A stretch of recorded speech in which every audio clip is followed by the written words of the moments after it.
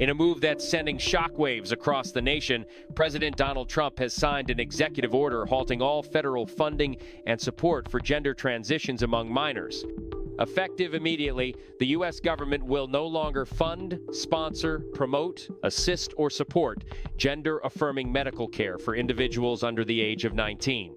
Trump's order directs the Department of Health and Human Services, HHS, to take all appropriate actions to ensure gender transition treatments are no longer covered under Medicare, Medicaid, or the Affordable Care Act. Additionally, within 90 days, HHS must release a review on how best to support youth experiencing gender dysphoria and what Trump's administration calls identity-based confusion.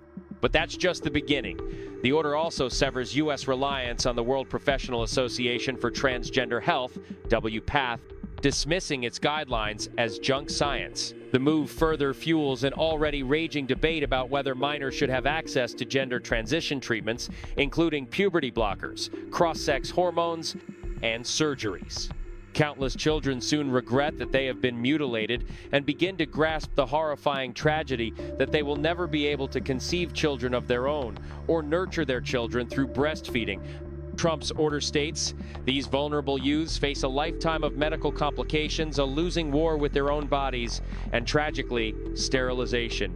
This executive order represents one of the most aggressive federal actions taken against gender-affirming care in U.S. history.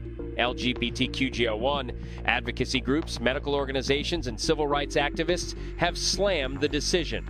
Kelly Robinson, president of the Human Rights Campaign, called the move a brazen attempt to put politicians in between people and their doctors. GLAAD, one of the largest LGBTQGO1 advocacy organizations in the country, blasted Trump's rhetoric as appallingly inaccurate, incoherent, and extreme. The organization emphasized that every major U.S. medical association supports gender-affirming care and accused Trump of pushing a political agenda that ignores medical science. The Trump administration's unhinged obsession with attacking transgender people and their health care does not reflect medical fact and does not represent the reality of trans people, youth, and their freedom to be themselves, GLAAD said in a statement. Public opinion on gender-affirming care remains sharply divided. According to a recent Gallup poll, 61% of Americans oppose bans on psychological support, hormonal treatments, and surgeries for transgender minors, while 36% support such bans. At least 26 U.S. states have already enacted laws restricting minors' access to gender-affirming care. Trump's executive order now sets a precedent for further federal action, putting pressure on states that have yet to pass their own bans. The number of minors diagnosed with gender dysphoria has risen significantly in recent years. A 2021 analysis found that 282 minors with gender dysphoria underwent mastectomies. 4,230 minors received cross-sex hormone. Fewer than 1,400 minors were prescribed puberty blockers. While supporters argue these numbers are relatively small, opponents say they highlight a growing trend that needs urgent regulation. Interestingly, several European nations, including the United Kingdom, Sweden, Denmark, and France, have recently moved to scale back access to puberty blockers and other treatments for transgender youth.